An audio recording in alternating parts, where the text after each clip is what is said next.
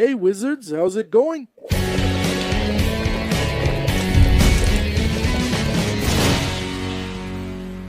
Another very special episode of Nonsense Talk is on the air, answering 100 questions about Harry Potter. Just arrived at the leaky cauldron? Don't be a muggle, subscribe and turn on notifications to stay updated. You can join the channel for exclusive perks such as badges by your name, emojis for you to use in the comments, or you can highlight your comment using the thanks button. Got it? So thanks. Let's move to the first question from Arthur Zupo. Hi Kako, hi, this is my first question. Look at that, making his debut on Prophecies. What do the tattoos that Sirius has on his chest mean? In The Prisoner of Azkaban. We're already starting with a really cool question. Look at Sirius's tattoos. They're an invention of the movies. In the books, they don't exist. The guy who did those tattoos was named Rob Bliss, or maybe Bob Bliss. I think it was Rob Bliss. He said that the inspiration for Sirius's tattoos comes from Russian tattoos used by prisoners. There was a very elaborate system of meanings, the meaning of tattoos in Russian prisons, and then he used that as inspiration. Now, the exact meaning, we don't know. I have a video where I talk about all of Sirius's tattoos. Here and in it, I talk about the meaning of those symbols and try to relate them to Sirius. For example, the first symbol there is Samic, which is a symbol that comes from the Phoenician alphabet and it means to lean on. And then I relate that to Sirius, the way he actually leaned on others. What kept him going, knowing he was innocent all along? It's in Azkaban that kept the Dementors from driving him crazy. The second symbol below is an upside-down alchemical symbol. It's one of the symbols of amalgamation, as there are several types of symbols in alchemy. And more than one symbol for the same thing. This one is for amalgamation. The process of amalgamation is basically the separation of elements, the separation of metals. So I interpreted this for Sirius. Sirius was unique in his family because he was the only one to attend Gryffindor. And Slytherin's colors are green and silver, and Gryffindor's are maroon and gold. I interpreted it as the separation there that the amalgamation creates, separating the silver and the gold. Of course, none of this is official. These are just thoughts I connected according to those symbols there. And what does each symbol mean? I can't answer about all the tattoos because that's a whole episode with 100 questions, but I'll leave this episode here for you to check out. It's from a few years ago, but it's all there. The next question is from Vito Martin. Good evening, Kako. How do the prophecies end up at the Ministry of Magic? Those globes are just records of the prophecies, not the prophecies themselves, right? That's a record made by whoever witnessed the prophecy being spoken. So, since that's put into a GLOBE, we don't know the process, but it's that person who puts it into the GLOBE, takes it to the Ministry of Magic, shows the prophecy record, and gives it to the Department of Mysteries. I believe that's how it is. Gustavo Fernandez said the following. I have a tattoo of a dark mark, modified because it was done in microrealism. I didn't do it thinking about the bad meaning because Death Eaters are deplorable people. I got it because I loved the design and I'm a huge Harry Potter fan. What do you think about this kind of tattoo? Well, to start with, the tattoo is yours and I don't have to have any opinion about it. But since you asked, here's what I think. I don't see any problem with people getting the dark mark or anything related to Harry Potter tattooed. I have a Death Eater tattoo on my hand, but that doesn't mean I think they're cool. It's just that I think this tattoo is cool. A few years ago, when I was younger, I used to be like this. A dark mark tattoo makes no sense, right? Man, it's basically the symbol of supremacy of the Death Eaters. Later, I changed my perspective on that somewhat. Because, man, it's just a tattoo. Outside the world of Harry Potter, it doesn't really mean anything unless the person actually has those thoughts. But then that's up to the person, right? But if we start judging this kind of tattoo, then everyone who gets a Darth Vader tattoo is crazy, is a villain. Everyone who gets a Joker tattoo is a villain, although the Joker does have some issues, right? But everyone who gets, I don't know, any villain, any character that's not a hero tattooed, agrees with and supports all of that. I think it's a silly thing, you know? It's a silly view to me, of course, but that's my opinion. If you don't like it, then just don't get the tattoo. And that's it. Alright, thanks. Take care. Gustavo Albino Hikako. How are you? I'm good. And you? In the wizarding world, there are levels of danger for wanted wizards. Depending on the situation, the International Confederation of Wizards steps in some countries to capture these wizards. The Ministry of Magic there must handle it. Hugs to you, my dear. So yes, there's some danger, right? Some wizards, like Grindelwald, are internationally wanted. And yes, the International Confederation of Wizards meets to make decisions to hold that country responsible, in this case, one or more countries that are neglecting the issue at hand, right? But I don't know if they can act directly like that. Like, send someone from the International Confederation of Wizards to go there and do the job. But yes, the International Confederation of Wizards meets to be able to assess the situation. We don't have a specific number for the level of danger. This is level 5, this is level 6. I don't know, guys. There isn't that kind of specific number, but there is a degree of danger, yes. And the wizards who are more dangerous, who are wanted internationally, end up being targeted by the International Confederation of Wizards. We even see this in Fantastic Beasts, where the Confederation gathers to evaluate the case of a muggle who was murdered, right? And the magical exposures that are happening there in the territory of the United States, so you can get a rough idea of how it was. Next question from 21, JC. Kako, have you played Hogwarts Legacy? If so, what are your expectations for the sequel? If not, what are your expectations for the next one? Cool, man, I did play it. In fact, when it was released, I streamed it here. I did a 10-hour live stream playing. Crazy, man, I'm nuts. Well, I was only able to do that because at the time my daughter was like 3 months old, so it was super easy to do. Nowadays, I wouldn't be able to do that, but man, I played. Hogwarts Legacy was amazing, a real gift for fans. There are minor issues, but they can be fixed. I thought the punishment system could be a bit stricter, right? About the use of unforgivable curses and such. It's a really cool, awesome game. I was very satisfied. And man, for the second one, I hope they can improve that a bit. The fact that you can cast spells on whoever you want, even if you're outside of the mission, or the fact that it has a slightly stricter punishment system, or even a more intense morality system, you know? It's more like you used an unforgivable curse and did something terrible. You're viewed as a dark wizard there. Not exactly as a dark wizard, but with a slightly stronger morality system. Those are my expectations for the next one. But in terms of gameplay setting, I thought everything was really amazing, and I hope there's Quidditch in the next one too, right? For God's sake, next is Rufflepuff Underline Magic. Hello, Kako, how are you? I'm good, and you? Good? My question is related to maybe a mistake in the movie Deathly Hallows Part 1, in the plot where Ron is worried about Ginny, Fred, and George being alive. He listens to the radio because he can't see his brothers on the Marauders map. But why wouldn't Fred and George appear on it? Because they weren't at Hogwarts anymore, right? Since 5th year, they hadn't been at Hogwarts anymore.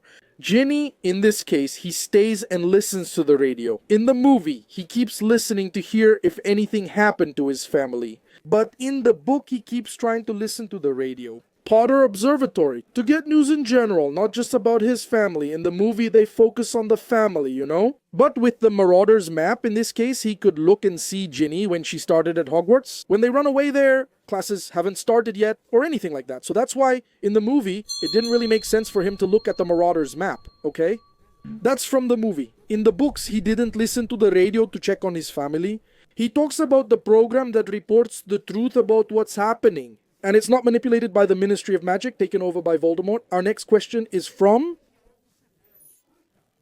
Hey man, how's it going? You're welcome. My question is about the house relics. Why are all the objects, the locket, the cup, and the diadem, common items, and why is Gryffindor's a sword? Well, Godric Gryffindor was an exceptional duelist in his time. And since it was a time when the International Statute of Secrecy didn't exist. In that time, wizards and muggles lived together. Magic wasn't a secret, although many wizards preferred to live discreetly. Without revealing his true identity to muggles, Godric Gryffindor didn't think it was fair to duel with a muggle knight, or anyone who was a muggle using magic. So, he used the sword to duel on equal terms. That's why his relic is a sword. Next question from Lufano, Pet's father. Hey Lufano, Pet's father, Kako? What do you think would happen if someone tried to use the resurrection stone to bring back someone who exists as a ghost? After all, the stone in a way creates a passage between two worlds. Ghosts are not really in the right place for someone who has passed away. Very cool question. But man, I don't think that's how the resurrection stone works. I don't think so. My perception about it is that it has much more to do with the feelings of the person who used the stone. For example, when Harry is in the forest and he turns the stone. The people he loves appear, the ones who are in his heart, who are already gone. In this case, his mother, his father, Sirius, Lupin, so it's not like that. Wow. I'll turn the stone here, summoning all the dead and opening a portal there. That's it. I don't think it works that way, especially with ghosts. Exactly because they're already an echo of what they were in life, and they're not in the world of the dead, right? They're already in the world of the living, so you couldn't just send them to the world of the dead through an open portal like that. Because that's what Sirius says to Harry, right? The people we love never leave us. They'll always be in our hearts. Those people, they're a part of Harry. They were in Harry's heart. So that's why the resurrection stone appears there, right? It brings back Harry's loved ones up to a point.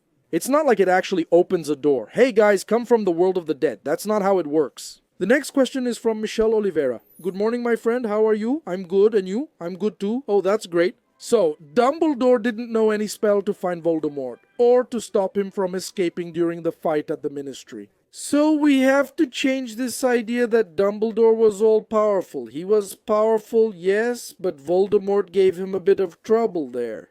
The duel was intense, with Dumbledore clearly holding the advantage. But still, Voldemort was a powerful wizard, and Dumbledore was a powerful wizard too. And with them dueling there, it was a grand duel. So, we get this feeling that it's because Dumbledore is very quick-witted.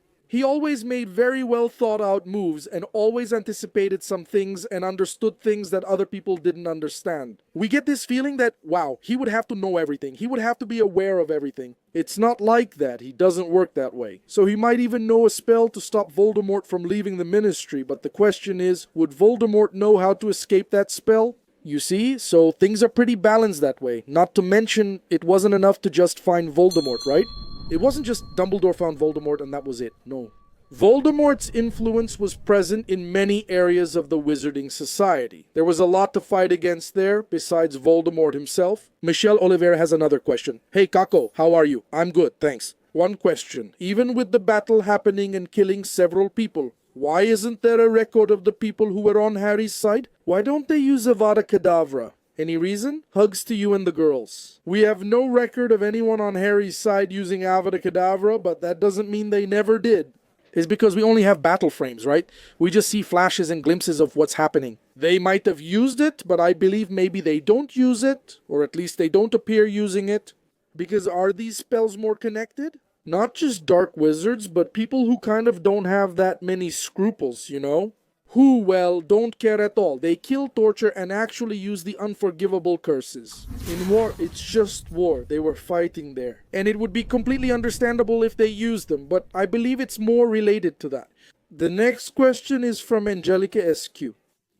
Kako, how are you and your family? I always follow the channel and see it evolving. Thank you, we're doing well. Big kiss to you. Now, the question, in Harry Potter and the Order of the Phoenix, what would have happened to Harry if he had been possessed by Voldemort? And if Dumbledore hadn't saved him, a big wizard hug. Well, at that moment, it's not Dumbledore who saves Harry, right? Voldemort himself can't handle the possession. He can't handle possessing Harry, so he wouldn't succeed in possessing Harry. No way. Because Voldemort's soul coming into contact, Voldemort himself coming into contact with Harry, with a soul so full of love, with the power he underestimated, which was love, he can't resist. Afterward, Voldemort never tried to possess or control Harry again because the contact was torturous for him. We can't imagine what would have happened if he succeeded, since Harry wasn't saved and Voldemort wasn't stopped. Even Voldemort couldn't do it. The next question is from Giuliano De Piccoli. Would the Aurors from the Ministry have any way to stop Voldemort? Here's another question that fits in, just like the one about Dumbledore, right? Yes, they had ways to stop him, to fight him, but it wasn't easy. They just couldn't capture Voldemort. Mainly because in the Second Wizarding War, when Voldemort returns, the Ministry of Magic is taken over, right? Everything ends up in his hands. Even the Aurors are under his control. For example, Alastor Moody is one of the top Aurors and most well-known names. And he simply ends up dying in the war, right? In the Second Wizarding War, even though he was prepared for it, he was ready to fight, he could fight against Voldemort. But Voldemort is a very powerful wizard, so deaths happen. It's not just about being there. Having resources doesn't guarantee success, you know? The next question comes from Maya. Hi Kako, how are you? What does the boggart do to its victims? Besides scaring them, do they eat people or steal their souls? Great question. Actually, I made an episode just about that, about boggarts. And what danger do they really pose? But basically, what I said in that video is that I think boggarts have a certain limit to what they can do. Deep down, their greatest weapon is really the fear of their victims. It's the way their victims react in the face of fear. For example, boggarts. They can emulate certain powers, depending on the form they take. Like the Dementor Harry uses to practice the Patronus charm, it has a Dementor's sensations. He is forced to recall his mother's murder. I don't think a boggart turned into a Dementor can actually suck out someone's soul, for example, you know? So there's a limitation, and then I explain it better in that episode. I recommend that anyone who hasn't watched it yet should watch it, and if you're just arriving now, go check it out, it's really cool. Of course, after you finish watching this video here, right? João Ferreira, hey Kako, how are you? I'm good, how about you? With Harry, we found out that a Horcrux can be made in a living being. So if Voldemort made a Horcrux in a phoenix, what would happen? Since the phoenix is an immortal being, it rises from the ashes. That's an interesting question. But we can only work in the field of hypothesis. Alright, what do I think could happen? The phoenix dies in flames and is reborn from its ashes. The basic concept for the Horcrux to survive is that the vessel that holds the soul must remain intact. If the phoenix catches fire and its body is destroyed into ashes, then that vessel is not intact. Right, it is reborn from the ashes. Yes, but would the Horcrux in the phoenix survive that powerful spontaneous burning of the phoenix to be reborn from the ashes? And would it be reborn along with that phoenix? I don't know. I think it's a hypothesis worth considering, and I think that's why it wouldn't survive, but that's just a hypothesis. I don't know what you guys think. Remember that the Horcrux, the part of the soul in the Horcrux, doesn't work like the main soul. An untouched soul that's in a person's body. An untouched soul, not fragmented, split, cracked, or made into a Horcrux, can survive without the body. The body is dead, correct? The body is attacked in a normal way, and that soul moves on to the afterlife. But the Horcrux, it needs a vessel to survive, so if the vessel is destroyed, the Horcrux doesn't survive. I follow that principle, so I don't think making a Horcrux and a Phoenix is a good idea. Next question from Lovegood Zinho. Hey Kako, how are you? Good. And you? Sorry, Patino.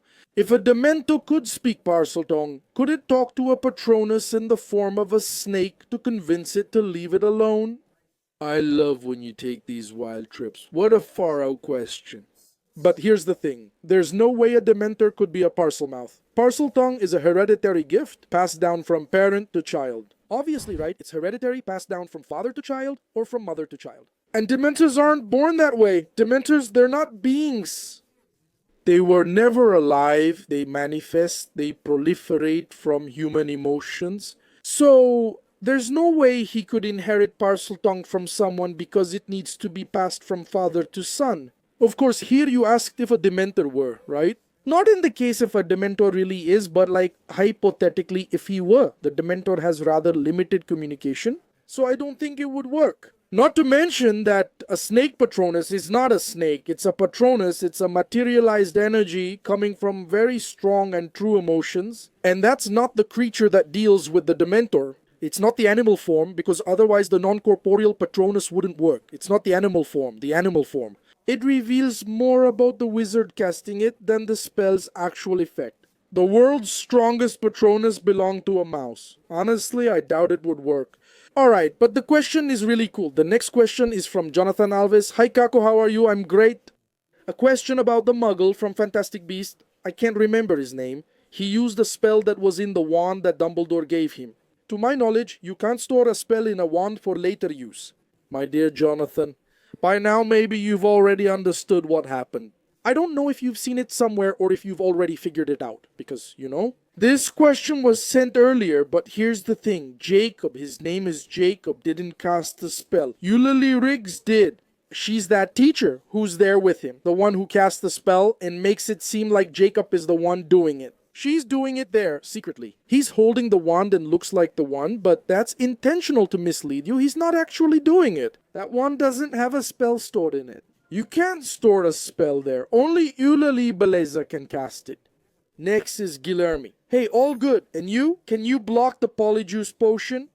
For example, block someone from turning into Dumbledore or into you, man. Interesting question.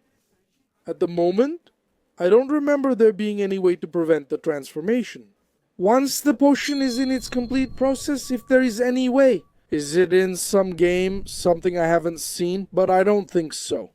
The next question is from Rodrigo de Luca Caco. Did Voldemort find out that Harry stole some necklace from Dolores Umbridge at the Ministry? If so, at no point did he suspect that it could be his necklace. He thought the necklace was in the cave. But at no point did he worry or ask why Harry would steal a necklace. That's the thing, my friends, isn't it? In the movie, it seems he just grabs the necklace and that's it. But Hermione is actually very clever. And when she takes the necklace from Zamborga in the book, she multiplies it with a Gemino spell and puts the necklace back on her neck.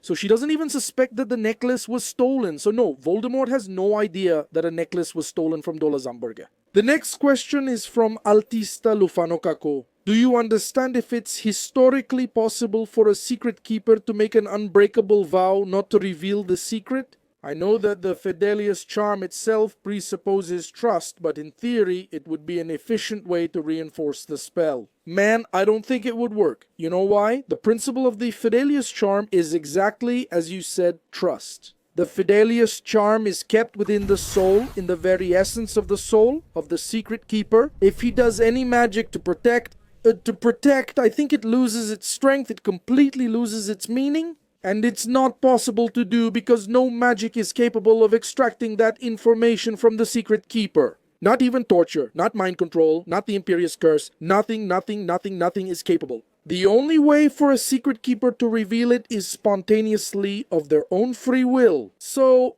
I don't think it works like that. So, you're not saying that someone who takes a perpetual vow not to reveal the Fidelius charm and then reveals it won't die? I believe that the perpetual vow wouldn't be effective on the Fidelius charm itself. If someone wants to reveal the secret, they might die, but the perpetual vow won't actually stop them from talking. If they want to talk, it got confusing, but I think one thing would cancel out the other. Wesley Andrade. Hey Kako, what's up? I'm good. How about you? I'd like to know if, in the Half-Blood Prince, did the loyalty of Lucius's wand get passed on to Voldemort definitely? Take care, man. I don't think so. In this case, Voldemort kind of borrows the wand. He's not taking Lucius's wand. We know that he's just borrowing it. In a way, that's kind of, like, dude, give me your wand. I don't care if you want to lend it or not, but I don't think the wand changed. No, the loyalty was destroyed by Harry's wand anyway, so we can't know for sure, but I believe it stayed the same. Because it was in the context of lending the wand, not taking it or disarming him or anything like that. The next question is from Gask Vask. Hey Kako, how are you? I'm good, and you? I've followed you since I was 13, and I'm now 21. That's a long time. Thanks for always making great content. Thanks so much for supporting Calderon for so long. My question is, Gringotts Bank, since it has several floors below ground, was it really built under London or did it use an expansion spell? Man, I think that actually the bank was the result of stairs and excavations they did, right? And it really was made there, underground. I believe it was there. It's not. The bank isn't underground. The vaults are. The bank is actually on the upper floor. It's right there at ground level, but the vaults are underground. I think they dug there to build the vaults, probably using lots of magic since goblins have their own, right? They must have used it there. Next question from Lily. Hey, Kako, how are you? I'm good, you?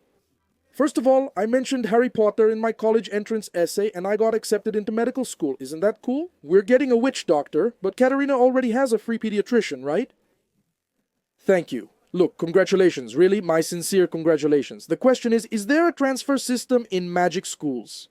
Yes, there is. Natsaya Onaya is an example of that. She was a student who studied at Agadu and was transferred to Hogwarts. There are also some exchange programs between the schools. It's not a permanent transfer, but students from other schools can participate in exchanges. A temporary 6-month stay at the other schools, depending on the school she chooses. Hi. Kako, I think that was when he sent the question, February 22, 2009. No, right? Wow, nothing to do with 2009. Let me get some water. Hi, Kako. After Voldemort returned, if Harry took an Avada Kedavra from any other wizard, he would die. Was he really bound to life? Or to his mother's sacrificial protection? It only protected him from Voldemort. It'd be cool if he couldn't die until Voldemort was gone.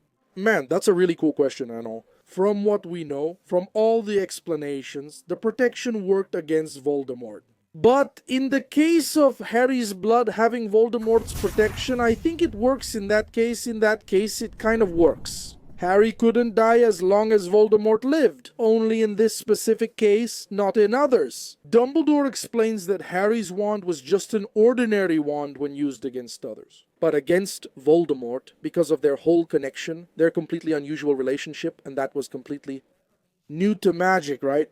Harry's situation and his bond with Voldemort were both completely outside the known magical parameters, right? So it's really hard for us to give a definite answer. But from what I understood, in the story, Lily's protection worked. Against Voldemort, like Voldemort touching Harry, going after Harry, trying to kill Harry. But in the case after Voldemort uses Harry's blood to return, he wouldn't die. Anyway, like if Voldemort attacked or if someone else attacked. Anyway, it's true that in the story, Dumbledore says it was important that Voldemort himself attacked Harry and all that. I think he was mainly referring to destroying the part of Voldemort's soul inside Harry. Anyway, it's a question without a concrete answer. It's an answer that, well, only J.K. Rowling can answer. Man Leonator says, Kakido, what's up with you? My question might be a little dumb, but I was stopping to think, man, there's no dumb question. If the diary was destroyed. In the second book, Voldemort, when he made the Horcrux with Nagini, yes, his soul was split into 7 parts. That even gave him some kind of advantage. Man, no. It didn't help him. Voldemort actually split his soul into 8, right? Because the part of his soul that's in his body counts, that part that got trapped, life counts. So it's 8, not 7, and not... None, Mr. Horcrux, none. Even if he had made one, it wouldn't have given him any advantage. Not 2, not 3, let alone 7. The next question is from Maria Carcarofina. Carcarofina, is that your real name, or is it a reference to? Did Voldemort remember, know, or see what his representation inside the diary was doing at Hogwarts with Ginny and the Basilisk? Or was he just hanging out in Albania, only hearing about it and thinking that diary caused trouble? I should have done more. No, I don't think Voldemort knew. Because, like, the diary part only starts to learn about Harry when Ginny starts writing. And what about Voldemort? He didn't feel when the Horcruxes were destroyed or what the Horcruxes were doing. So much so that he goes to check, he finds out that the Hufflepuff cup was stolen from the Lestrange vault, and he goes to check his other Horcrux hiding places. So he doesn't feel what's happening with the Horcruxes. He doesn't know what's happening, who is carrying them, who is handling them, who did it, who destroyed it, how it was destroyed, or if it was destroyed. The movies show him feeling it, but he doesn't. So I believe that no, he isn't aware of it. He probably only found out about it when he came back. Or, I don't know, something like that. Anna Carroll has the next question. Kako, I love your channel. Thank you so much. When Barto Crouch Jr., disguised as Mad Eye, taught the Unforgivable Curses class, and Neville discussed the curse. Crucio. Barto knew that Neville was the son of the Longbottoms, whom he tortured. He definitely knew, and he does that because he's extremely sadistic. He knew it was Neville Longbottom, and he knew he was the son of Frank and Alice. The next question is from Lekonkako. Alright, your work is fantastic. How did the living piece of Voldemort, the venomous one, leave Harry's house unnoticed? And then it went to Albania. Man, actually, that piece... The venomous one comes later. Result of a potion and all. Who goes to Albania to hide? It's simply something incorporeal. It's not material, less than a ghost, as it's described in the book, right? So it must have gone into the air like a virus. You know, it was like the flu. It was in the virus. It was in the air. The next question is from Lucas W. Correa Kako. After Voldemort's defeat in the First War, he was left as a powerless, broken spirit. Was it because of the high number of Horcruxes, or do you think this would be the afterlife for everyone who made Horcruxes? Even though it was just one person, that's a really cool question, and it actually connects with the previous question, right, man? So, I believe that with Voldemort, it was more intense because he had a lot of Horcruxes, right? He had split his soul in a way that no one else had done. But I believe that someone who made just one Horcrux also stays there, in a form that's neither a ghost nor alive, something kind of like that. Immaterial as well. I think it was more intense with Voldemort, but I still believe even making one Horcrux has the same result, in that sense. So, the next question is from someone who didn't put their name, probably forgot to add it at the time. Hi Kako, how are you? I hope so, I'm fine, thank you. One question, when Tom kills his grandparents and his father and steals the ring, he was still a minor. Correct. The Ministry didn't have a tracker for minors and didn't detect that he had cast an unforgivable curse. Thank you and good luck. Yes, he was a minor, he had the tracker, Dumbledore explains this to Harry since he wonders the same thing. But what about the Ministry of Magic? It doesn't track who did the magic, it only tracks that magic was performed near a minor, underage. Anyway, the underage wizard tracker? In Harry Potter, it works, like when it's needed in the story. In fact, I even made a video just about the tracker. And since it doesn't make sense at several points, that's really one aspect of the Harry Potter story. There are moments when it works, when it doesn't work, when it was supposed to work and it doesn't. According to how it was written, it's a pretty flawed tool, but yes, it should have triggered the trace there. But it doesn't track the person themselves, it tracks magic near the underage wizard. Like with Harry, when Dobby cast the spell and Harry got blamed, it was Dobby, not Harry, who did the magic. But since he was the only wizard in that area, it fell on him. The next question is from Larissa Araujo. Hi Kako, how are you? I'm good. And you? Hugs to you and your lovely family. I'm a big fan of the channel and I've already watched all your videos. Wow, thank you so much. Really, thank you. My question is about half-bloods and muggleborns. How do they handle documentation? Is there a wizard registry office in the wizarding world? That's a really cool question. Look, usually only wizards have records, right? I'm not sure if it's only the wizards who work at the Ministry of Magic who have that kind of identification. If any wizard has it, I think any wizard does. But what about a muggleborn? I believe they need to do some kind of paperwork, because they're now part of the wizarding world, right? They're under the laws of the wizarding world, so I believe they can do some paperwork. It's not mentioned anywhere, there's nothing official about muggleborns doing paperwork. But that raises an interesting question. During the Second Wizarding War, when Voldemort seized the Ministry, the Muggleborn Registration Commission was established. Muggles. To register wizards who were Muggleborn, to know who was Muggleborn. So, either this registration for getting documents didn't question the document being issued at a certain age, like around 10 or 11 years old. It didn't question the reason, it didn't question the blood purity or the blood status of the wizard in question. Or maybe there really wasn't any documentation, it only existed for specific job positions at the Ministry of Magic. Alright? The next question is from Joni Souza. Hey Kako, how's it going? I'm good, how about you? Give a shout out to Picos in Piaui. A shout out to Picos in Piaui. If a house elf serves a family and that family happens to die, the elf is automatically set free. Or does he serve other family members, like a brother, uncle, or nephew? A house elf only gains freedom when he receives a piece of clothing from one of his masters. If the whole family dies, he inherits. If no heirs remain, it goes to the next in line. There's the house elf relocation department, if I'm not mistaken, that department. It ensures that the elves are relocated to new homes after they are dismissed, after they are freed by the family in question. But I also believe it could be the case for elves who weren't inherited by anyone, so they are relocated there. In this session, the next question comes from Volcom. Greetings, witches and my friend. I wanted to know if there's any wizard tournament besides the Tri-Wizard in which only European schools participate. And if there isn't, it would be an idea for these complacent wizards to organize an international tournament, including Africa, America, etc.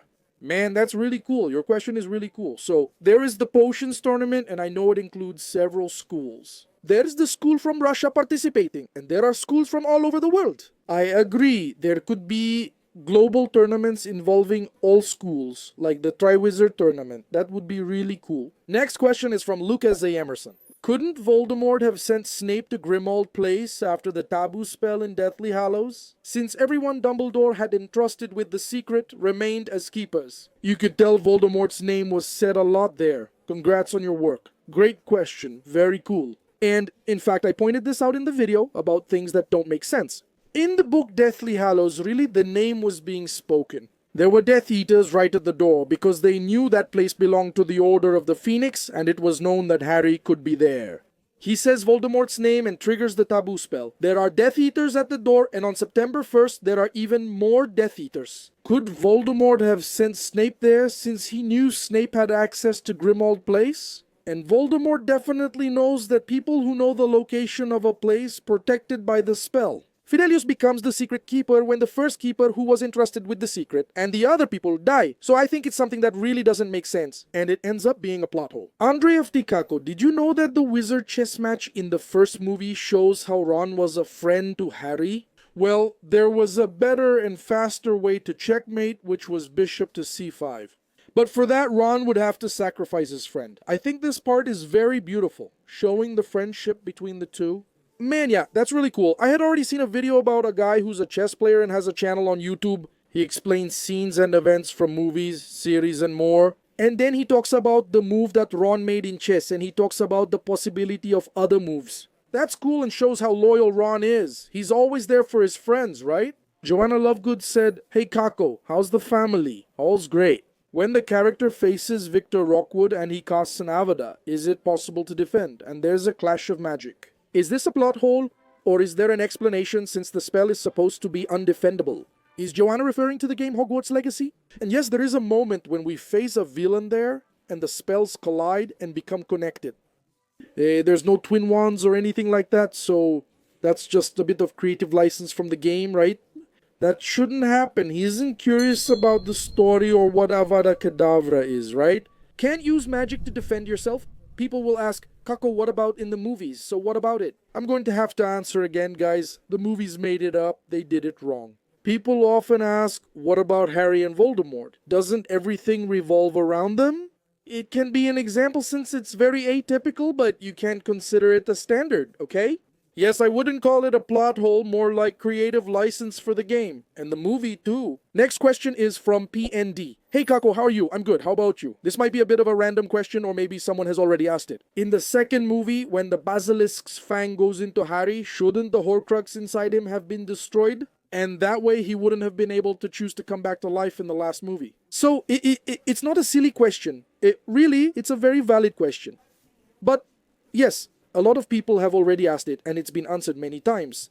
But there's no problem with you asking it. In fact, this was the question that J.K. Rowling herself said she couldn't stand answering anymore. Here's the thing. If Harry had died, the Horcrux would have been destroyed. But since he survived, it wasn't. Because for a Horcrux to be destroyed, the vessel has to be irreparably destroyed. In this case, if his body died, his body couldn't house any soul, so yes, the Horcrux would be destroyed. Since the Phoenix healed him, his body and soul survived, and the part of Voldemort inside him also remained alive. Alright, Danny Larcher, what's up? Wizard Fist Bump, thanks for making my life happier, heart. You're welcome, my dear. How does this thing work? About the elves being freed? If they get the clothes, they have to use magic for the tasks, right? So it's not exactly like that, is it? Hermione knits the hats and leaves them for the elves, but she's kinda naive about how freeing the elves actually works. It has to be handed over, gifted. It has to be thrown, tossed, given, gifted to an elf. Alright, if they found it there and it was placed as a kind of gift, maybe it would work. But there's the context of the thing, you know? Isn't it that they can't just pick up the piece of clothing? If they're at home, they'll, wash the clothes of the person they serve in the house there. They can pick up the clothes and wash them. There's no problem. Yes, they use magic. Wow, for sure. If I were a house elf, I could fix my life with a snap of my fingers. Manuzinha Potterhead said, Hi Kako, how are you? I'm good, and you? I wanted to know if the veil that Sirius went through would be like some kind of portal where he would go in and stay there until death, or if it would be a place full of ghosts. How does this work? Hugs to your wonderful daughter. Big hug, Manuzinha. So, the veil is a kind of portal one way only to the world of the dead. But he doesn't just stay there. If he goes through, he dies. Truly dies. It's an artifact shrouded in a lot of mystery. Because where does the body go? Where does the body go? What happens, I think? I'll tell you what I think happens. I think the body is disintegrated. Like, it's just completely disintegrated. I think that's what happens. You can't see beyond the veil. I think that's what happens. But he dies. It's a one-way portal to the dead. Next question is from Luca. Hi, Kako Kako, how are you? I have some questions about Avada Kedavra. You can answer just a few if you want. So, if there was a mirror and I cast an Avada Kedavra at the mirror, would it reflect? And another thing, does Avada have a limit? Like, if you cast it, does it have a range limit, you know? Thank you, Katarina. It's fine. Yes, thank you. About the mirror, technically. It should reflect, right? Now, does it lose strength? Does it... I can't answer you, but technically it should reflect, because the light will reflect. Avada Kedavra is a light that, by this principle, shouldn't interact with another light. Lights don't collide, they just pass through each other, so I'm not sure that logic works. Regarding a limit, I think there is a distance restriction. I don't think you can kill someone with Avada Kedavra from like 3 kilometers away, I don't know. The next question is from Fernando Ferreira. What's up, Kako? All good? All good? And you? Wormtail was the Potter's secret keeper and he stayed alive after the attack. In other words, only those who knew the secret could access the house and rescue Harry like Hagrid did. Albus didn't realize he wasn't the secret keeper, so the keeper was still alive. Cheers. But how does it work? Anyone who already knew the house's location could still visit. That's it. With the Fidelius charm, they can't reveal the location. Understand? Even if they wanted, they couldn't reveal the location. The house is hidden only from the enemies, so that's how the Fidelius charm works. That's why Hagrid can go there. Go ahead, Harry. Everything's fine. Hagrid wasn't an enemy. He already knew where the house was. And everything's alright. Next question from Amanda Jeremias. Hi, Kako. How are you? I'm good. And you? You said in a video that ghosts only visit places they went in life. But in Goblet of Fire, Myrtle goes to the lake in the second task. I believe she never went there in life, especially that deep. Very cool question. Really cool. And here's the thing. I believe this condition, this limitation, serves more as an illustration, like this. The person has already studied at Hogwarts, so they can be in any environment at Hogwarts, you know? Like, Myrtle must have already gone into the Black Lake. I don't know, at least dipped her foot in. She can go to the Black Lake, you know? It doesn't make much sense according to the limitations set in the story itself. It doesn't. But I believe that maybe this could be the explanation. The next question is from Leonardo Caco. A question. In the movies, it looks like there's just one staircase to the dorms from the common room, and only Harry's year sleeps there. Where do other students like Fred and George sleep? The movies don't show it well. It seems like there's only one dormitory, but actually there are separate dorms for each year. There's a dormitory for first year, second year, third, fourth, fifth, sixth, and seventh year. So what happens then? As the year changes, the seventh year students leave their dormitory. And then that dormitory will become the first year dorm. So what used to be the first year dorm becomes the second year dorm. And so on, you see? Each year, the seventh year dorm is emptied and becomes the first year dorm. And they stay there, in the common room itself, right by the staircase that gives access. There are 7 different floors, let's put it this way. There are 7 different levels. Or there could be even more there. On one level, there could be more dormitories, I don't know. There could be 2 different levels or 3 different levels, I'm not sure. But these dormitories are there on different levels. The next question is from Enriqueta. Hi, Enriqueta, how are you? She said, hi, Kako, I'm good. Congratulations on your family. You're still amazing even though I can't see you. Hi, Enriqueta, it's so good to have you here. It's been a long time since we last talked, hasn't it? I'd like to ask a question. Where do you think Albus Dumbledore stayed when he was forced to leave Hogwarts? In Chamber of Secrets and in Order of the Phoenix? Do you still love your channel? Thank you, Enriqueta. Well, in Order of the Phoenix. He stayed at Hogwarts. He hid at Hogwarts. Somewhere in Hogwarts. I don't know exactly where, but he hid at Hogwarts. In Chamber of Secrets. Maybe he could have stayed a few days at the Hog's Head, Aberforth Dumbledore's bar. His brother, right? Isn't there an inn with rooms? Maybe he could have stayed there. Because in the case of the Chamber of Secrets, he was formally suspended, right? Even though it was a formal way. Under threat from Lucius with other advisors. He had a document removing him from Hogwarts, so he didn't need to hide or run away. In Order of the Phoenix, he really does hide, right? So that's why in Chamber of Secrets, I believe he might have stayed at the Hog's Head. That's possible. In Order of the Phoenix, he hides in the school. Thanks, bye. Enriqueta Bella Gouveia. A question about the color of spells, especially after Hogwarts Legacy. The Avada Kedavra is green when it's cast. In the final battle, Voldemort's last spell against Harry is green, but Harry defends himself. But there's no spell to defend against that curse, right? You really can't defend against it. But both curses are Avada Kedavra, both the green one from Hogwarts Legacy and the curse that Harry defends against. But that's what I said in this very episode. Everything between Harry and Voldemort is highly unusual and beyond the bounds of magic. Surviving the killing curse is supposed to be impossible, yet Harry does it twice. Defending against it is also said to be impossible, but Harry escapes it 2 times. At the cemetery, there's an explanation when the wands are twins. What about when the Elder Wand refuses? To attack its true master Harry, the spells collide, causing Avada Kedavra to rebound onto Voldemort. That's why their relationship is so unusual because of the connection they shared there. Next question is from Leticia Silva. Hi Kako, I hope you're well. I'm good, thanks. Thanks for being my daily therapy. Not at all, I should thank you for your kindness. Let's get to the question. Did the Sorting Hat only consider putting Harry in Slytherin because of the fragment of Voldemort's soul, or did Harry really have Slytherin aspirations? Thanks dear, kisses to Katarina and Raisa. The Sorting Hat considered putting Harry in Slytherin because Harry really had Slytherin traits. The desire to prove himself, to show that he was powerful, that he could be powerful, he had that. What sets him apart there is that he chooses not to go to Slytherin. In that house, he could be great, he could prove himself, he could put all his talent to the test. But since that house was the same house as Voldemort, he didn't want to share that. He didn't want to go to that house. So, his choice not to go to Slytherin shows that the characteristics of Gryffindor prevailed in him. It's not that, oh, he didn't go to Slytherin because Slytherin is evil. It's nothing like that. It's because he could prove himself. He could do all of that. He had those traits, but chooses not to go to Slytherin, not wanting to join Slytherin. But it's not just about Voldemort's soul inside him. No, it's not just that. Otherwise, Voldemort's soul in Harry would affect every part of his life, right? And he wasn't a person who was completely influenced by that part of the soul. He did have Parseltongue. Yes, he did have a certain connection with Voldemort. Yes, but that didn't affect his self, his essence. Next question from Julia. Hey, Kako, how are you? Love your channel. Thanks, dear. In Order of the Phoenix, when the advance guard goes to pick up Harry on Privet Drive, Tonks helps Harry pack his bags with a spell. Why didn't the Ministry notify Harry, the only wizard nearby like before? Julia, I mentioned this in the episode, things that don't make sense in the books, especially Order of the Phoenix. Anyone who hasn't watched it can watch it here. And here's the thing, they've even asked about it in a casual chat before. And in the casual chat, I always try to explain, I always try to see a possibility, a different side from the analysis I do on Non Faz Sentido, right?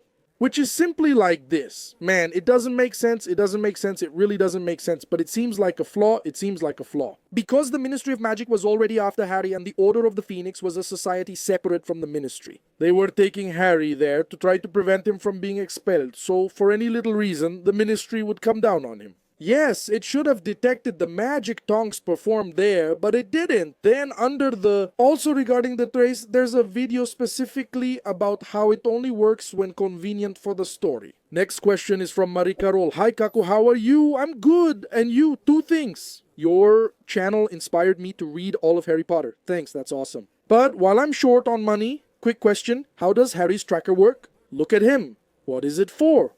Do all wizards have it? Or just Harry, because he's the chosen one? I only watch the movies. Sorry for my ignorance.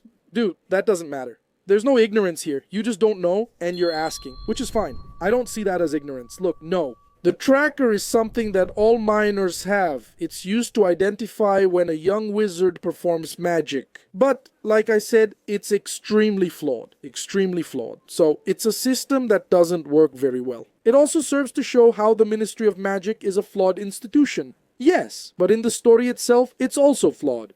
The next question is from Nina McNogue. Hey Kako, how are you? Good, you? Congratulations on all your achievements. Thank you, really, thank you. I have a question about the ages of wizards. How do they live so long? Dumbledore himself confirmed he was over 100 years old. Voldemort's age is explained, but the others isn't. How does their age work? Hugs. So, do wizards really live longer? Magical species end up living longer because muggles are more susceptible to diseases and things that wizards and these species aren't. For example, you won't see a wizard dying of cancer, you won't see a wizard dying of pneumonia, or any disease that's caused by mundane things, by normal things. There are serious wizard diseases like dragonpox, but wizards live longer because their physiology differs from muggles. And we've reached half of the questions. Question number 50 is from Nymphadora Stonks.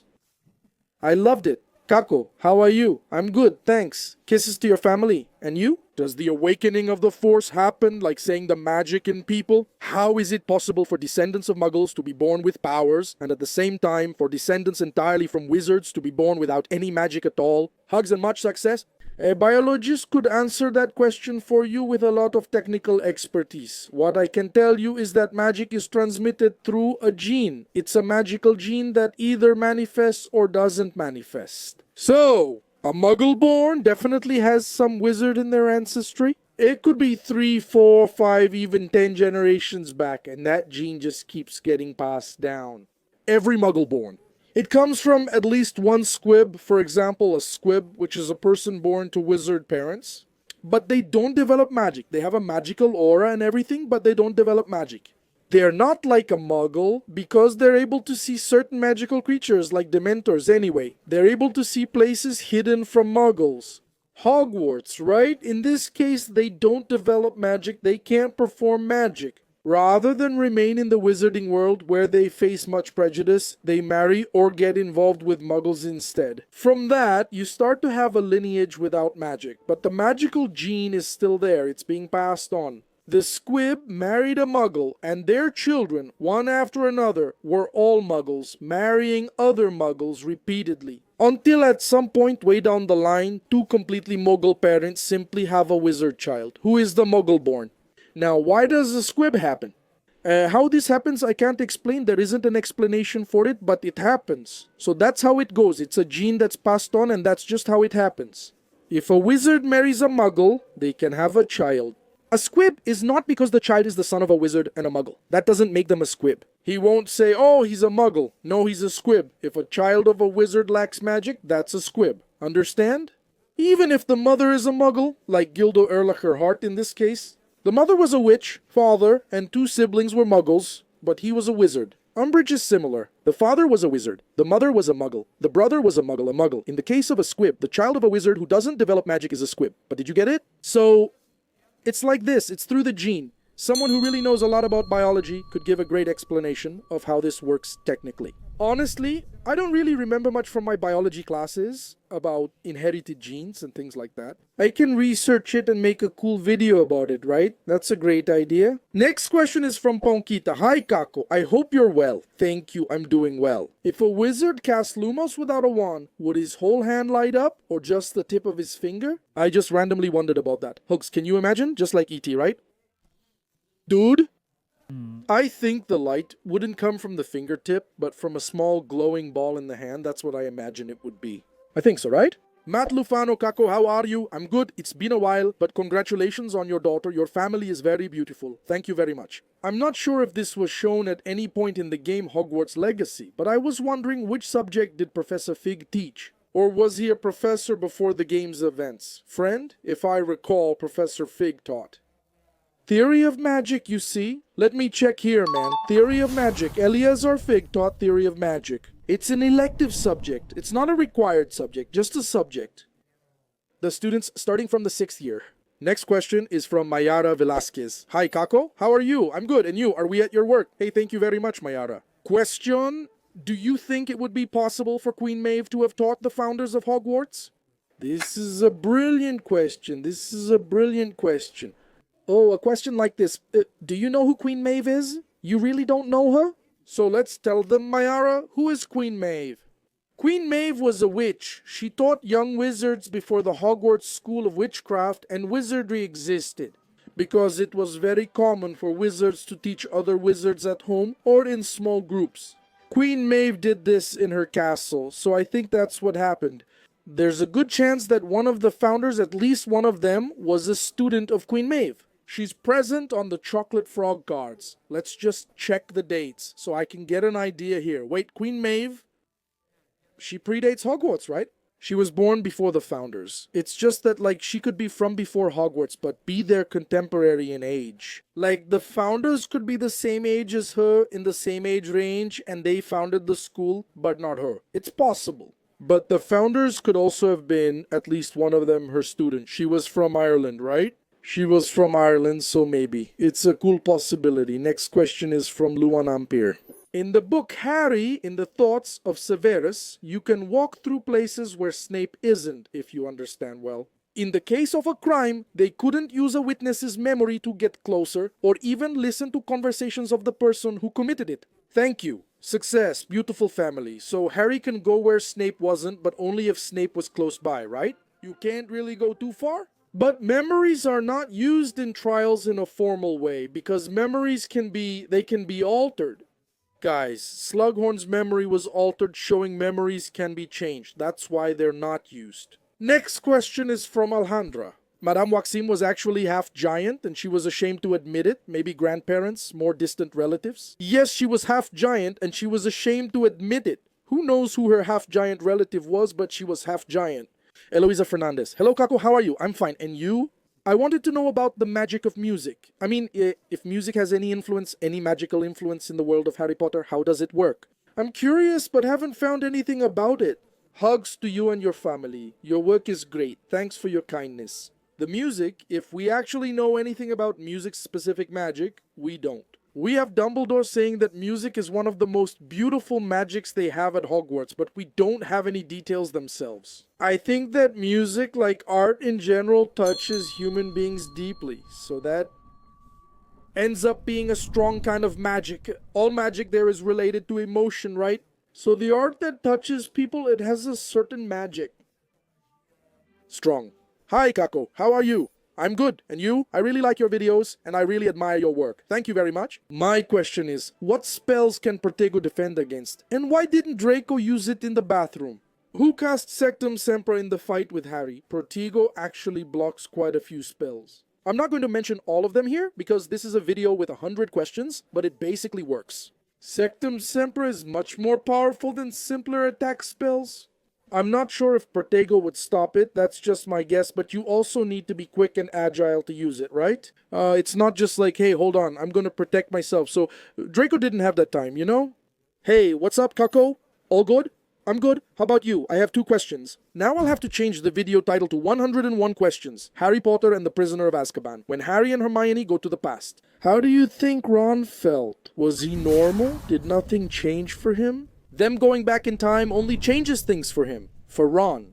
The only difference was they were in one spot, then a second later at the door, slightly ahead. That's it. That's in the movie, right? So the second question is, in your opinion, which wizard is the strongest? Dude, I think strength is very relative. But for sure, one of the most powerful is Dumbledore. And that doesn't have to do with the power of like, wow, my god, he's so powerful and no one can defeat him. Power manifests itself in many ways. And I think Dumbledore is the most powerful wizard we come into contact with for several reasons. His power includes not only magical ability, but also his wisdom and understanding of magic and things related to life as a whole.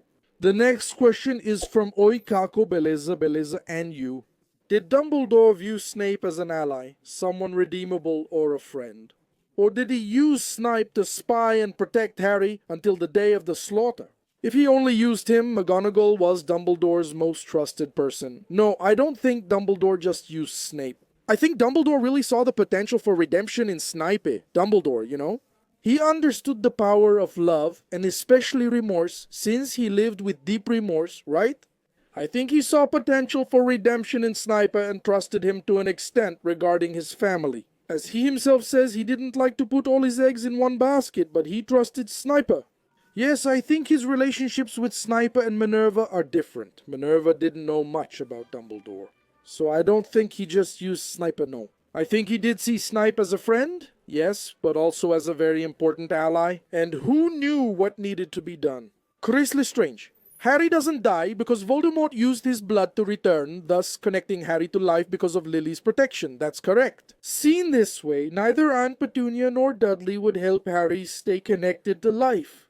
They share the same blood, but it goes a bit further than that, right? In this case, Petunia has the same blood, yes, and Dudley has the same blood too. But with Dudley, it's already weaker, you know? He's Walter's son, so it's weaker. With Petunia, here's what happens. Harry was protected while he lived on Privet Drive because Dumbledore cast a spell to extend Lily's sacrifice protection to Privet Drive. And as long as Harry lived on that street in that place, when he was accepted by Petunia, as long as he lived there and called that place home, recognized it as his home, even if he hated it, that protection would work. From the moment Harry and the Dursleys leave Privet Drive, with the certainty that they won't come back anymore, with the certainty that that was no longer their home. That protection breaks, but it keeps Voldemort from going to Privet Drive or harming Harry there. Now, this blood protection, which was Lily's protection directly in Voldemort's blood, Voldemort used it, right? Voldemort uses Harry's blood, so it's Voldemort's blood. This protection comes from Lily's sacrifice. It was much stronger, much stronger. So no, it wouldn't work that way. The next question is from Henrique. Good morning, I have 3 questions. Let's change the title of the video here to 104 questions. I hope you don't mind. First, what do you think the Bloody Baron would do if he saw a Slytherin student discriminating against a Muggleborn? Second, why didn't Dumbledore put Flitwick and Sprout in the order? Third, Madam Pince and Filch were dating. What would the Bloody Baron do if he saw a Slytherin student being prejudiced and calling someone a Muggleborn? I think he just wouldn't care at all. Second, why didn't Dumbledore put Flitwick and Sprout in the order? I don't know. Third, Madame Pince and Filch were dating. Yeah, there's a rumor of an affair between them, but nothing, I don't know, nothing very concrete. But man, about Dumbledore not putting the... Maybe he invited them and they didn't accept? I don't know, which I find hard to believe, but I don't know. The next question is from Manu Foley. Hey Kako, how are you? I'm good. I'm doing well too. That's great, Kako. I was here reading Harry Potter and this question came to my mind. What would happen if Harry was a squib? Well, what would happen is that the story would be completely different. Maybe Voldemort wouldn't have attacked him and he wouldn't go to Hogwarts. That would completely change the story. Igor Mubarak. Hey, Kako, how are you? I'm good, thanks. Congrats on your family. Thanks, my friend.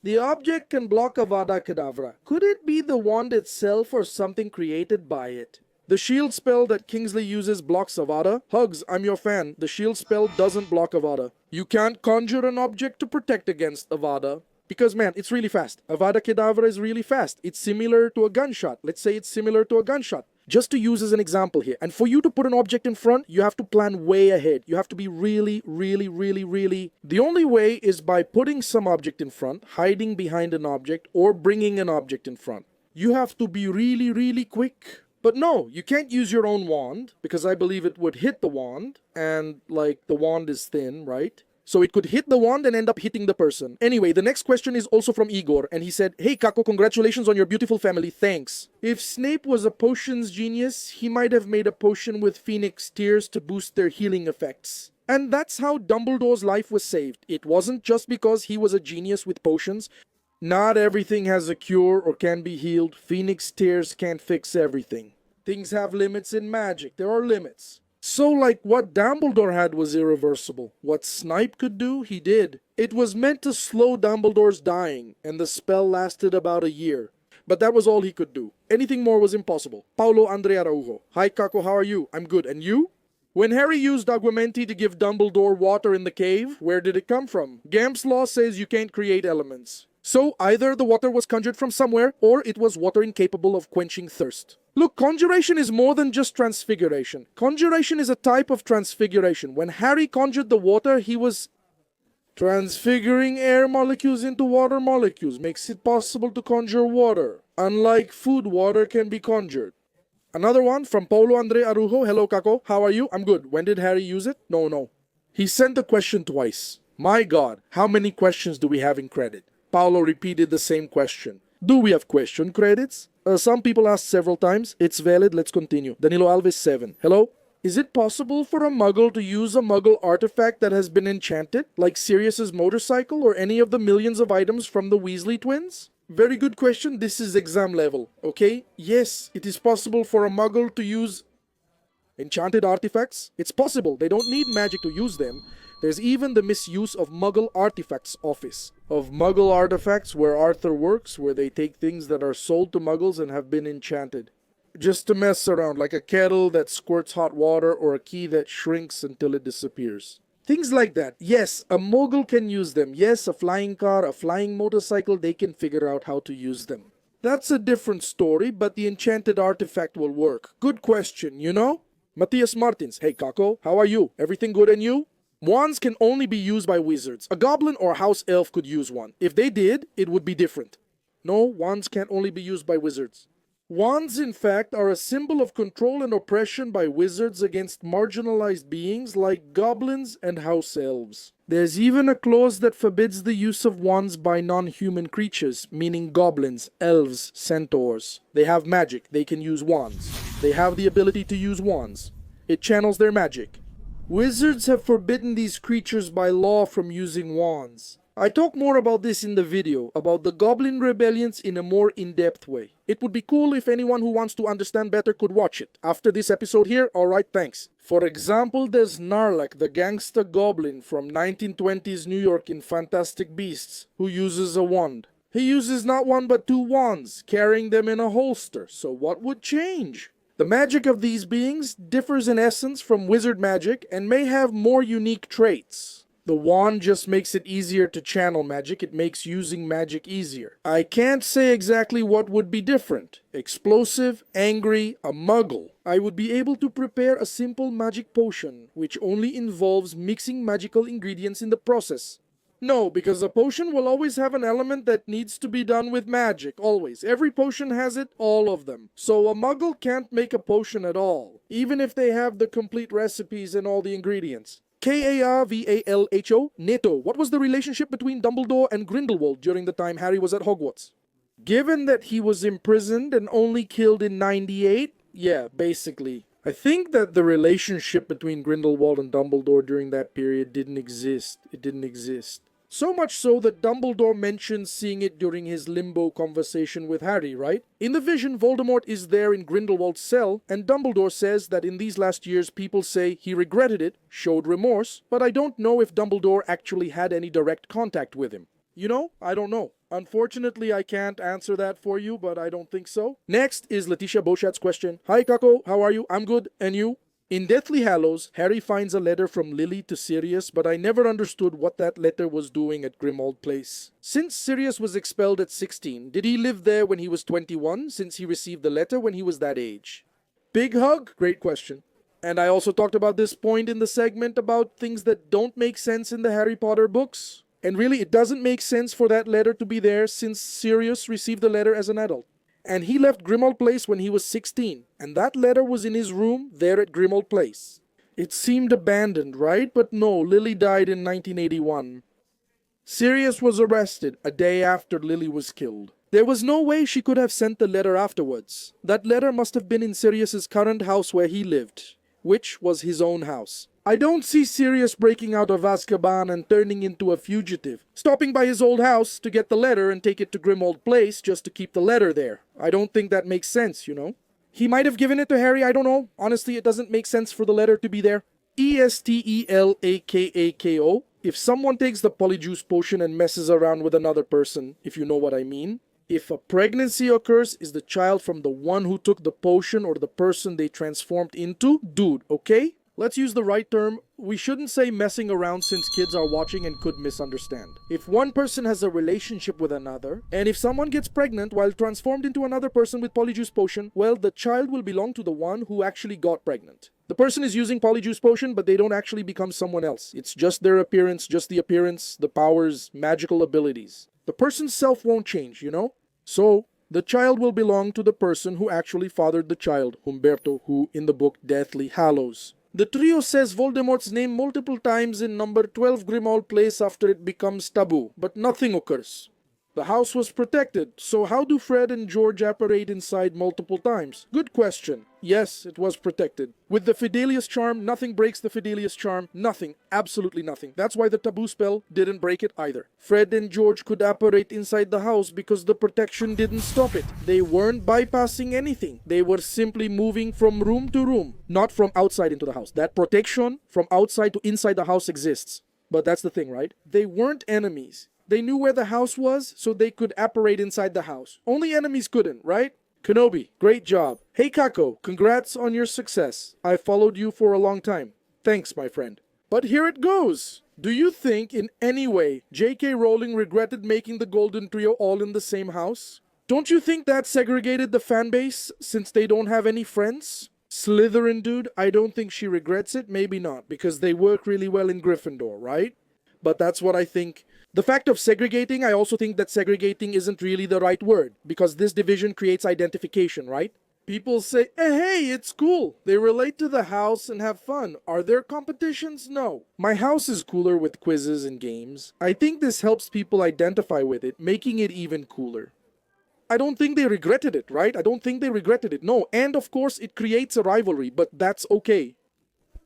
Antonia Granger, 555. Good morning, good afternoon, good evening. Here's a question. If Voldemort is the most feared person, why isn't he anyone's boggart in the third movie?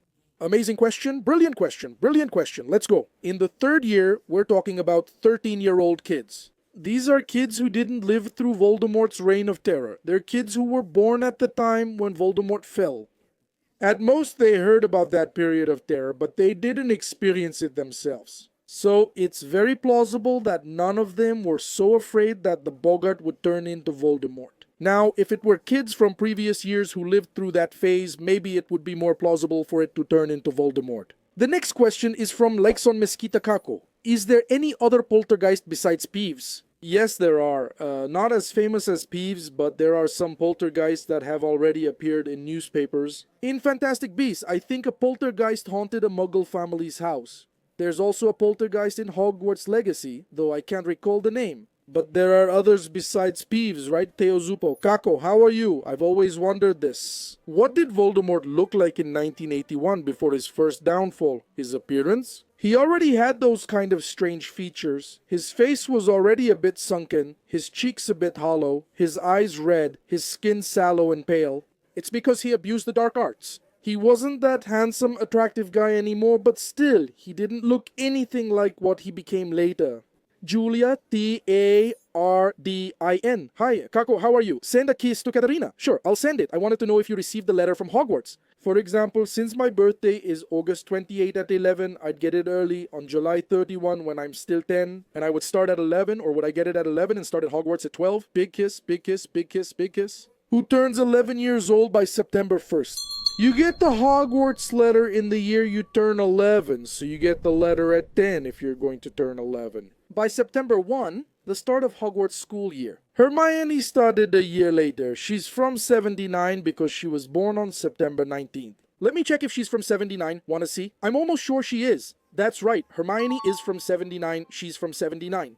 But she started in 1999, which was the year she turned 12, because she was born on September 19th, so she would turn 11 by the 1st of September of that school year. She starts that year. After that, it's the next year. The next question is from Pottermania. The author established a rule that magic can't bring dead people back to life. When Harry's parents died, with a time turner and its 5-hour limit, someone could save Harry's parents. And what about the Master? Time travel question. And the answer is no. Time travel in the Harry Potter universe is based on the bootstrap paradox, which is a type of time paradox structure, in which events only happen that way because the time travel had already occurred. An example of this is Prisoner of Azkaban. When Harry goes back in time, who cast the Patronus? He understood it because he had already gone back in time and done it. It's a cycle. There's no beginning, there just isn't a beginning. It happens that way simply because there was time travel. That's why Cursed Child doesn't make much sense, with the timeline changes and all that. But if someone had gone back in time there to save Harry's parents, it would result in something where Harry's parents were killed. Either way, because they die. If they die, they always die. It's the same with Buckbeak.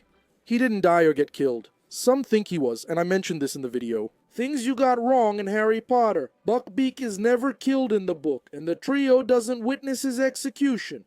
They hear the sound of the axe. But what happens is that the executioner hits the axe on the fence because he got angry there, and he hits the axe on the fence, and the screams they hear from afar are Hagrid's screams of joy because Buckbeak escaped. It wasn't crying, you know. So then, when they go back in time and save Buckbeak, do they understand, oh no, we've already saved him, and then they save him? And it's always like this. It's this cycle, always like this. So Buckbeak didn't die because he never dies. No, because they went back in time and he was saved. Harry conjures the Patronus and saves himself because he had already done that, because the time travel had already happened.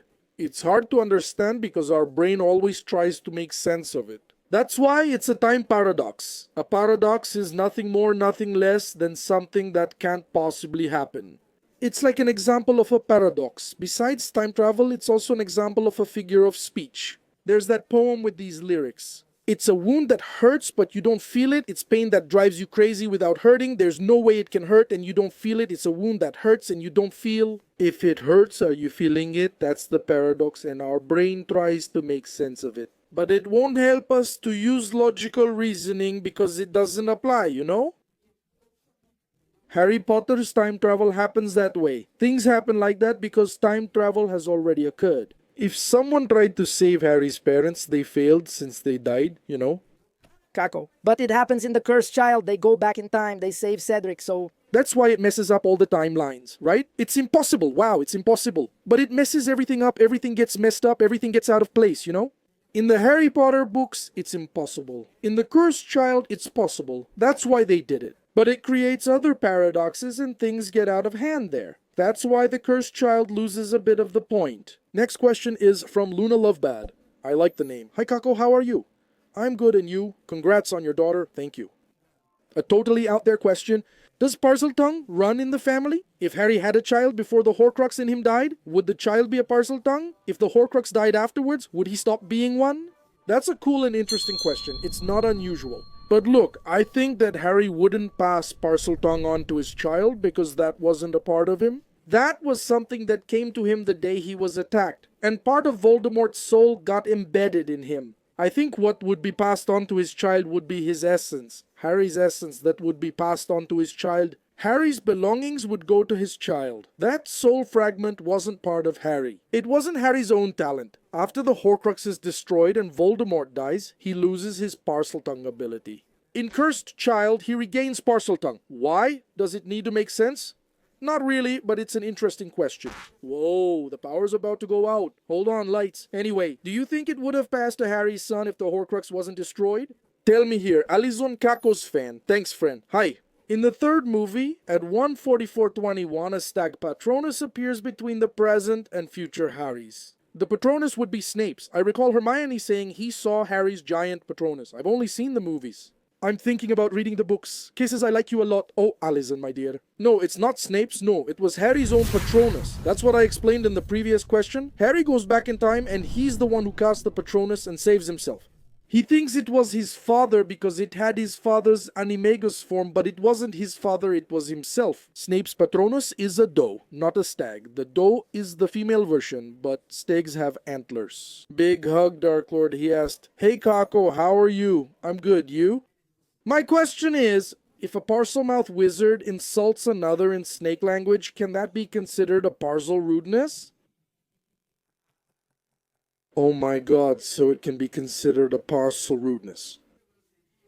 Just kidding. Kako, your channel is awesome. I never miss a video. Hugs, my dear. It wasn't a question, it was just a little joke. Just a little joke to lighten things up. To make the video more relaxed, it's a snake joke. I liked it. It's a snake joke.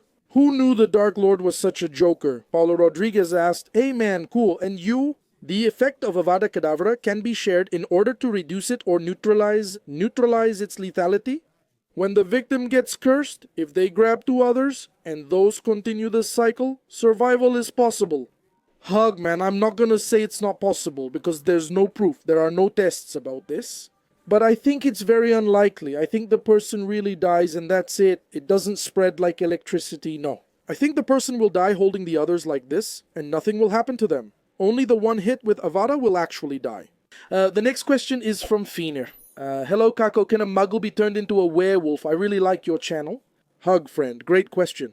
In Fantastic Beasts and Where to Find Them, this little red one suggests muggles can. Want to see? Let me check here. Werewolves usually stay in human form as either wizards or muggles. So what do we assume? That it's possible? Because, you know, it's right there, whether it's a wizard or a muggle, but it's a werewolf. But then, in a text, you want to see? I'll even get the text here too. For us, no. So there's no confusion here, man. So there's no confusion. Let me get the text here. Hold on. Errol's text, written by J.K. Rowling, here. At the end of the 19th century, the great English authority on werewolves, Professor Marlowe Farfang, conducted the first comprehensive study. Under their habits, he discovered that almost all those he managed to study and question had been wizards before they were bitten.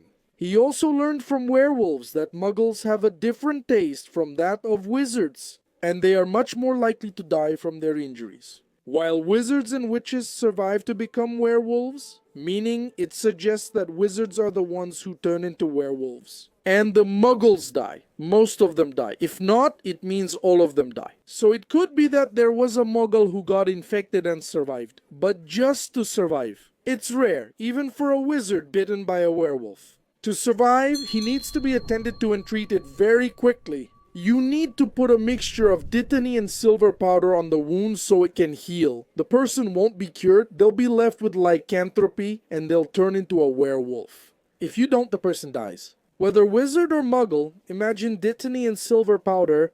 Wizards use those, but muggles don't know about them. So it's very hard for a muggle to survive a werewolf attack, but it's not impossible. According to what's said there in Fantastic Beasts and Where to Find Them, there are muggles who are werewolves. And according to what the text says, even though it's very difficult, it can happen. Hey nerd, what's up? Hey Kako. If a muggle marries a wizard, can they work in the wizarding world, like in a shop? Great question. Well, if it's a family business, there's no reason why not, right? It's a family business, and the guy is married to a witch. She runs a shop in Diagon Alley. Why can't he work there? They live together, so there shouldn't be a problem. Of course, he'd have to learn a lot about wizards, right? And he couldn't go around telling everyone, but I think it could work out fine. It depends on the job. If it's something limited, sure. Especially if it relies on magic. No way, Paulo Andrea Araugo. There he is again. Hey, Kako, how are you? I'm good, you? If a wand changes allegiance when disarmed, does this also happen in duels or training? If so, Harry must have many loyal ones from using Expelliarmus so often. Even Wormtail's wand would be loyal to him. No, man, it really depends on the context, right? Simply disarming someone in a duel or training doesn't make the wand loyal. There's more to it. The wand chooses the wizard. It's not only about disarming, it must choose. Devi Alasmar, hi Kako, how are you? I suppose the Elder Wand really did belong to Snape. When Voldemort tried to take it, he meant to kill him, but Nagini, a Maledictus, finished him instead. Could the wand have had the chance to pass its ownership to Nagini instead of Voldemort? That's an interesting question, but I don't think so since it's about the wand choosing, right? Nagini, although once human, had almost no humanity left, right? At that time, she had already been transformed into a serpent, a beast for a long time, so I don't think she would pass. Dracon Kako, how are you? I'm good. Can you help me? I've been struggling with this for a month. Squibs are wizard children without magic. Okay, Muggles can't see ghosts, so Filch never saw the ghosts at Hogwarts nor the Dementors, and sightings by Muggles could be poltergeists. Dude, can Squibs see ghosts? Yes, Squibs have a certain magical aura. They can see ghosts and some creatures like Dementors. So that doesn't apply. That only applies to Muggles. Okay, Kaio Riz. Hey Kako, what's up? All good, you? The snake that Malfoy created in the second book? You could block a death curse or conjure something stronger, giving wizards a way to defend against it. Ravenclaw hugs. I don't think you can block the death curse. Maybe though. If the death curse hit the snake directly, maybe it would work, but I doubt it. I can't guarantee it, but it's unlikely. Between that story I mentioned, you need to be really fast. Dadu WJTB. Hello man, good morning, afternoon, evening, how are you? All the best to your family. Thank you to you. You too. I just started watching your videos now and I'm loving it. Excellent work. Please keep it up. He must have subscribed now. It's been a year already. Why? These questions were sent a year ago. My question is, by some miracle, if an Obscurial survives and creates a Horcrux, would the Obscurial be immortal? Could the wizard learn to control it? Man, that's a tough question, right? I mean, there's no miracle that would make an Obscurial survive that long. There just isn't. Especially to the point of making a Horcrux, I don't know if that would be possible. Man, I don't know, but like immortal, I guess it could be, right?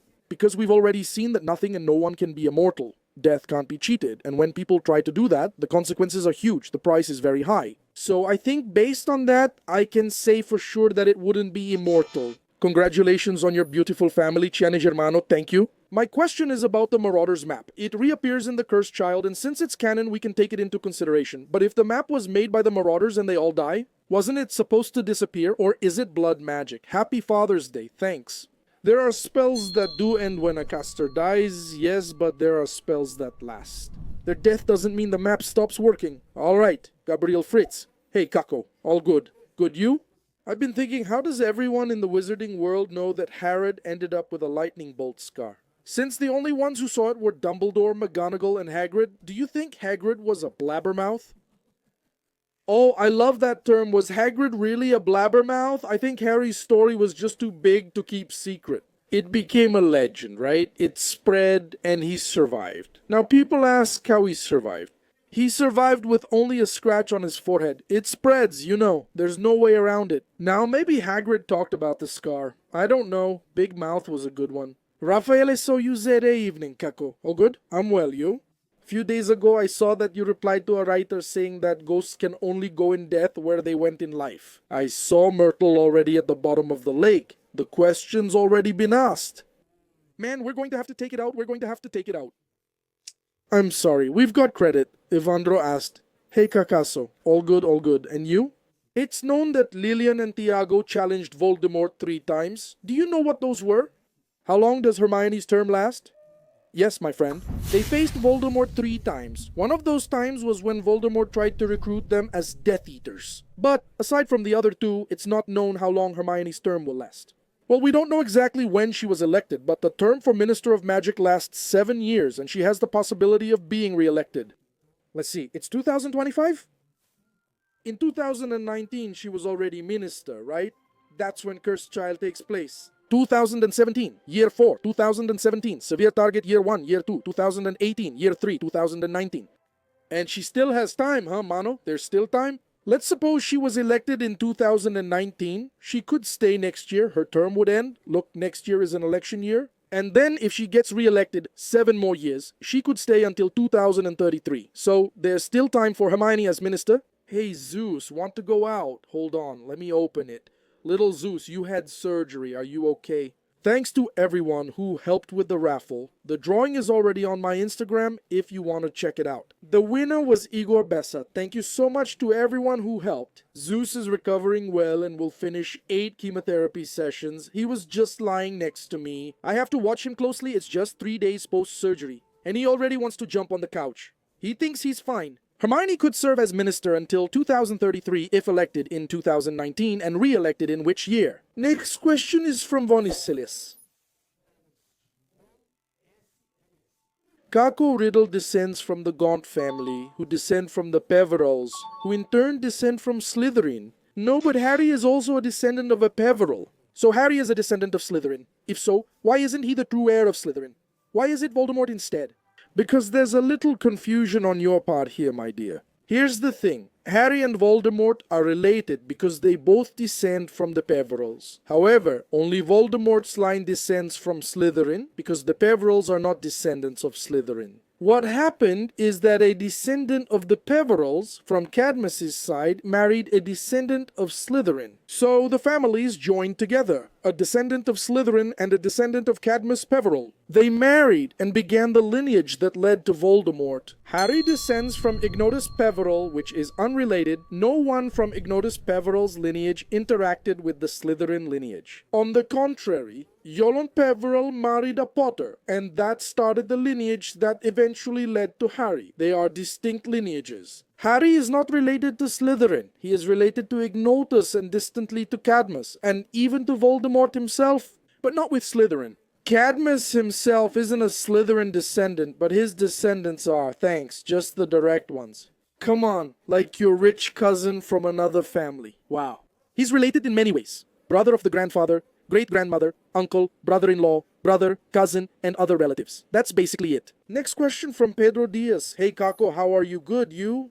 I recently wondered if Lillian knew what she was doing when she sacrificed herself for Harry. About Harry's protection magic. That's a great question. Well, I believe that Lillian was a very intelligent witch, a talented witch, right? I believe that she could have known. Yes, maybe magic did it. Yes, intentionally giving her life to protect Harry. Or maybe she knew about the magic, but she didn't imagine that her act would protect Harry the way it did. But knowing how Lily was very clever, very smart and talented, and had such great power, I believe she did it intentionally because the sacrifice has to be made intentionally. The person having the option to survive and the person chooses to die, having the chance to stay alive. So it's an intentional sacrifice, you know? The act of sacrificing oneself. If she knew this would provide that protection, I'm not sure, but I think so. Kira asked what was the impact of the Battle of Hogwarts during the war. I reread Book 7, and it says only the Order. The Dumbledore's army and students were there at first, then some Hogsmeade villagers joined. Where were the other Aurors, students' parents, and other wizards? Even Percy found out about the war. Man, so the Ministry of Magic was taken over, right? So were there a lot of them there? And another thing, guys, you need to understand something. You need to understand something very simple. Not everyone goes to fight. Not everyone goes to fight. Some parents simply wouldn't go fight. No, they wouldn't. Let's go to Hogwarts to fight. Our kids are there. As a father, I know some would be desperate and go. Yes, but not everyone goes to fight, right? In a situation like that, not everyone goes to fight. In fact, that's pretty real. People who pretend nothing is happening because it doesn't affect them, you know? So like they gathered the villagers, gathered students and such, Auror's ministry employees. Since Voldemort took over the ministry, it doesn't make sense for some of them to be there, right? Not to mention that the media was completely manipulated, right? Completely manipulated. The resistance against Voldemort wasn't as large as the number of people supporting him. Mateussalves, Slytherin greetings to you, Kako. Hey, my Slytherin friend, could you explain how Alastor Moody died? Who killed him? I really like the channel. Big hug, Alastor Moody. He was killed by Voldemort's curse during the Battle of the Seven Potters while they transported the fake Harrys, right? Mundungus was on the broomstick with Moody. He got scared when he saw Voldemort coming toward him, and then Voldemort casts an Avada Kedavra at Moody and he dies. Mary sent the following question. Kako, how are you? I'm good. How about you? Do you think there was a flaw in Dumbledore and Snape's plan? How was Snape going to tell Harry the truth? It was luck that Harry saw him die. I don't think he would have believed Snape's memories if it wasn't for his death. It was pure luck Harry was there. It was a huge coincidence, but I think Snape would have proven himself to Harry anyway. He would have found a way to prove himself, you know? He would have said things that no one else could have known. If Dumbledore wasn't on his side, I think he would have shown Harry his memories or found another way to prove himself. I'm not calling it a flaw, but their plan was risky. Harry might have resisted, but it was still risky. And we've reached the last question. I can't believe it. My throat hurts, man. There were more than 100 questions because some people asked more than one thing, and we even took out 2 that were repeating here. Hey Kako, how's it going? The one who asked was Elton Ribeiro. Hey Kako, how's it going? I read the books for the second time and I concluded that Harry is just an average wizard, nothing exceptional. Very brave, of course, very impulsive, but as for talent and intelligence, pretty average. Since you understand the story better, do you agree? Man, I agree that Harry is average, yes. That's not a flaw for him. He's average in some aspects and in other aspects. He's very talented. He has a great talent for defense against the dark arts. He has a real aptitude for that area. He has a power, which is an underrated power. People think it's something that's worthless. Which is Harry's capacity to love, his nobility, his ability to sacrifice himself for others, his ability not to kill. He refused to kill, even in fights where his life depended on it. He refused to kill. Because he didn't want to be like Voldemort. That's Harry's greatness. Accepting death the way he did, accepting sacrifice the way he did, that's Harry's greatness. That's Harry's great power. Of course, when you compare Harry to Dumbledore in magical talent, Dumbledore was 1,000 times superior. Hermione was much smarter than Harry, but Harry had his own intelligence. I like to say that the trio complement each other in a very unique way. Hermione, as smart as she is also average in some areas. Ron is similar. He's brave, courageous, knowledgeable about the wizarding world, but otherwise average. If we compare Harry with Voldemort in terms of power, when it comes to power, the way Voldemort valued it, yes, Harry is average compared to him. But when it comes to the power that Harry carries, a kind of power that Voldemort isn't capable of understanding, Voldemort was like a preschool child next to Harry, man. So it's all very relative. Harry carries a power that is underestimated. He carries a power that isn't valued. People think that power is about fighting and winning. It's the one people are afraid of, the one that kills, that attacks, that has the spell, that does the most damage to others. But that's not it. Power is definitely not that. Harry Potter teaches us that, so that's it. We wrap up this Papo Fiorado with this really great question. Thank you so much to everyone who sent in your questions. I know questions take time to appear here, but there are just so many. And I'm making special editions of Papo Furado like this with 100 questions to try to include as many questions as possible. And also, because it's really cool to do this special, I think it makes for a long conversation. Cool, you know? I like it because it makes me explore my knowledge of Harry Potter. You see that most of the questions are here. I'm answering them here, okay? I do some research, but mostly answer using my own knowledge. I already know some things about Harry Potter that I keep here. I might make mistakes. I never claimed I don't make mistakes or that what I say is a rule. Much of this is open to interpretation. About the story and understanding the story, of course, sometimes people can have a different understanding. But I like these big, pointless talks because they make me think a lot. Thank you for your questions and for letting me use my Harry Potter knowledge. This video is huge. I hope you guys enjoyed it. I'll see you in the next episode, and until then, mischief managed.